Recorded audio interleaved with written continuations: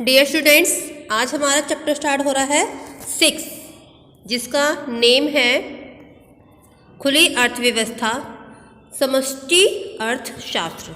Clear? तो हम chapter को रीड करते हैं, जैसे कि स्टार्टिंग में दिया हुआ है इन्होंने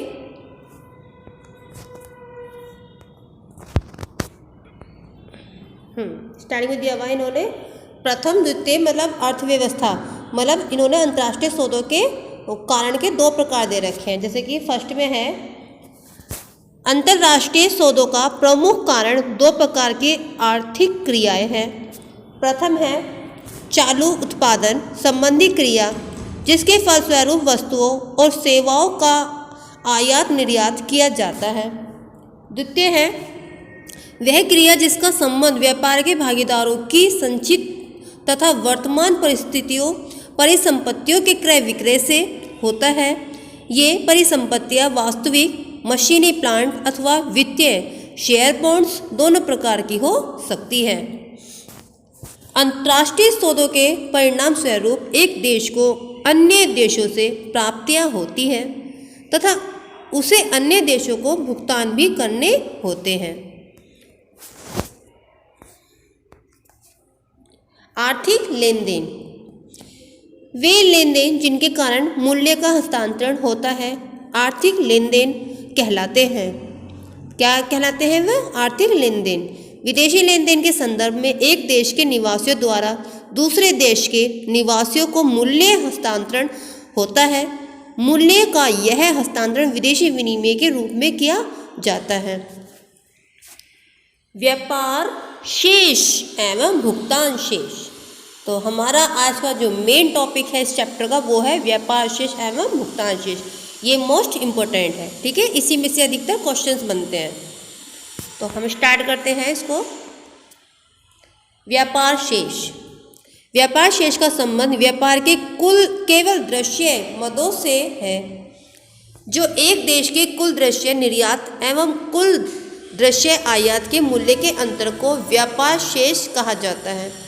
व्यापार शेष बराबर दृश्य मदों का निर्यात माइनस अदृश्य मदों का आयात।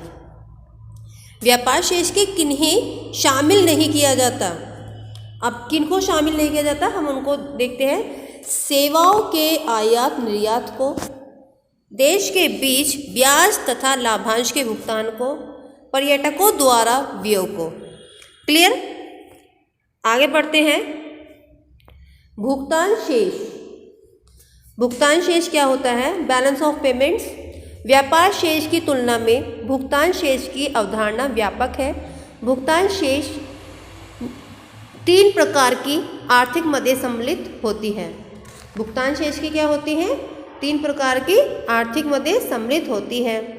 जैसे कि इसमें दिया हुआ है दृश्य मदें, सभी प्रकार की भौतिक वस्तुओं का आयात निर्यात। अदृश्य मदें, सभी प्रकार की सेवाओं जैसे बैंकिंग, जहाज रानी, बीमा का मूल्य। पूंजी अंतरण, पूंजीगत प्राप्तियां एवं पूंजीगत भुगतान। भुगतान शेष परिभाषाएं। भुगतान शेष की परिभाषाएं हैं। अब हम इनको देखते हैं। परिभाषाएं कितनी है? जैसे कि स्टार्टिंग में दिया हुआ है किसी देश का भुगतान शेष किसी दिए हुए समय में सारे संसार के साथ उसके लेन देन का लेखा होता है। दृश्य और अदृश्य मदों के शुद्ध व्यापार और एक पक्षीय अंतरणों का योग चालू खाते पर शेष कहा जाता है। इसकी कुछ परिभाषाएं।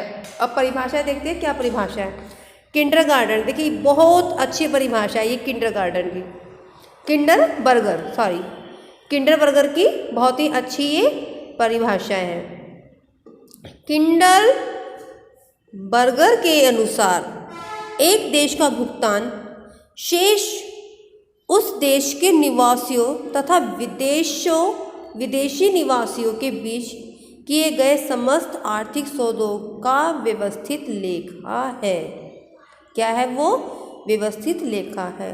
एक देश का भुगतान शेष उस देश के निवासियों तथा विदेशी निवासियों के बीच किए गए एक समस्त आर्थिक सौदों का व्यवस्थित लेखा है।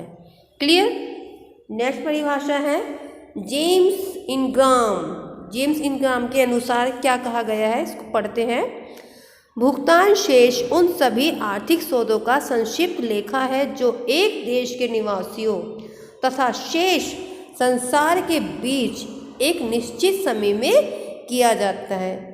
किस समय में किया जाता है? वो एक निश्चित समय में किया जाता है। नेक्स्ट परिभाषाएं हैं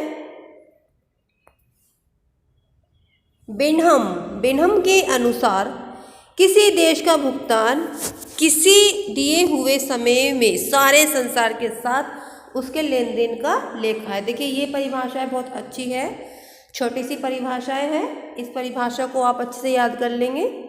ठीक है, बहुत ही अच्छी और शॉर्ट परिभाषा है। किसी देश का भुगतान शेष किसी दिए हुए समय में सारे संसार के साथ उसके लेन देन का एक लेखा है।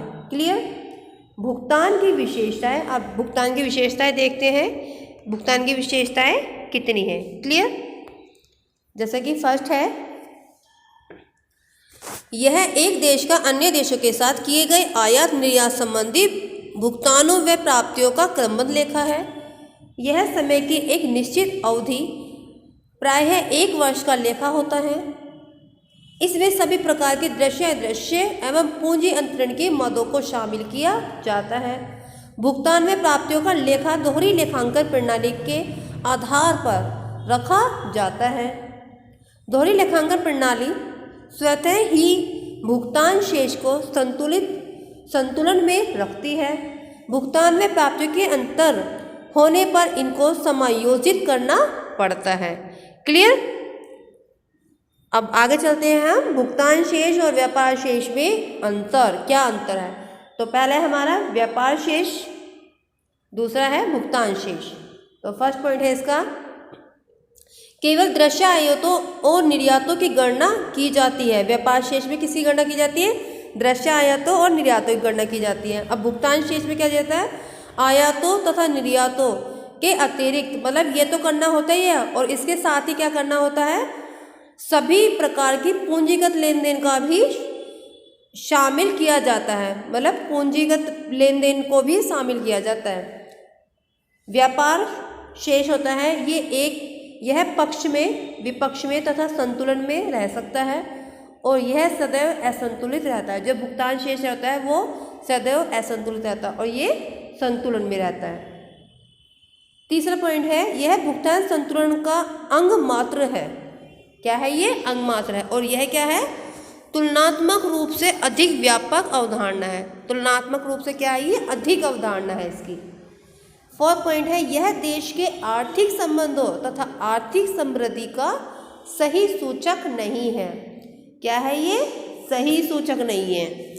और यह एक देश के शेष विश्व के साथ सभी सौदों का मात्रात्मक ऋण में संक्षिप्त विवरण है। क्या है ये? मात्रात्मक ऋण में संक्षिप्त विवरण है, इसलिए यह अर्थव्यवस्था का सही सूचक है। क्या है ये? अर्थव्यवस्था का सही सूचक है।